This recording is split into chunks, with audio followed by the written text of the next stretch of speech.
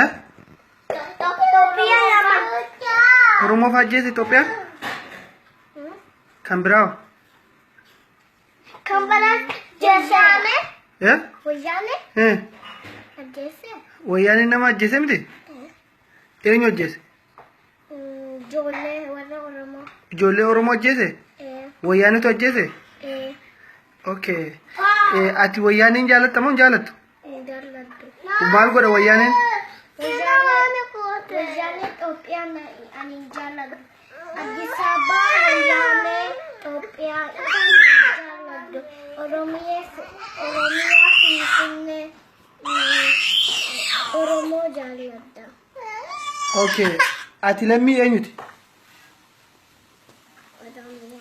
Ati lammii Oromiyaati? Kanaaf Oromiyaa jaalatta? Wayyaaneen Oromoo wayyaaneen baay'ee Oromoo ajjeese?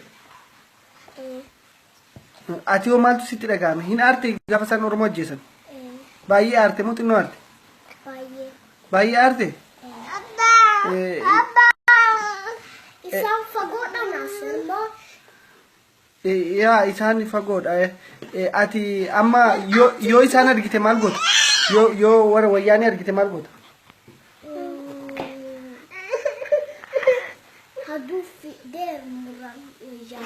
Haaduu fiddee murtaa? Dhiiga ilmaan Oromoo ni baafta jechuudha. Lafee isaanii ni kafalta jechuudha. Okay. Kanaafiyyuu ati amma baay'ee aartee jirti. Wayyaa qofa. Nama tokkoon godhu isaan manatti geesseen dhufa. Okay. Isaan manatti geessita. Wayyaaneen garuu ijoollee Oromoo yeroo inni ajjeesu ati maal baay'ee aartee miti? Okay.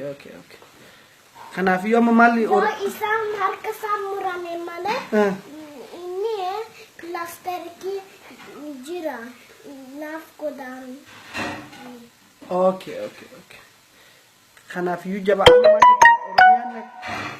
Oromiyaan waan nama godhu. Okay. Oromiyaan waan namaan tuqan? Okay. Wayyaaneenoo? Isaan malee dubbaseen akkam fayyaara jedhan isaan malee. Okay. Wayyaaneenoo akkam godhan? Nama ajjeesa. Wayyaaneen nama ajjeesa? Wayyaanee ani haaduu muree ani poolisitti geesse ani poolisiin himee Oromoo ijoolleen rukutee nama bareedu fokkiseera inni nama rukutaa waan hundumaa inni immoo nama bareedu inni immoo fokkiseera jedhani. Jetteetu mootummaa addunyaatti himta? Ijoollee nama ajjeesanii haadha nama ajjeesanii jettee namatti himta jechuudha, poolisiitti himta jechuudha.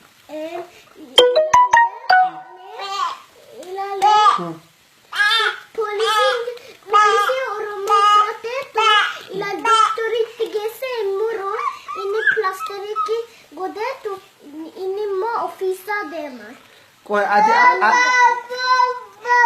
Ati Oromiyaa? Oromiyaa Finfinnee Oromoo ani dhaqee deemee ani fidee isaan asitti ani immoo guddisee immoo kan Oromoo ani hammatee hin barbaada. Okay. Hammachuu barbaada? Hin jaalatte jechuudha? Oromoo jaalatte jechuudha? Jedhiin maal jettaa nama Oromoodha?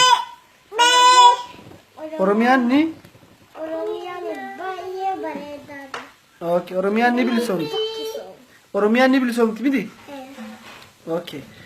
Nagaatti jedhiin kaa Oromoodhaan? Nagaatti Oromoo. Hin jaalatta moo hin jaalattu baay'een? Jaaladha. Ani Itoophiyaan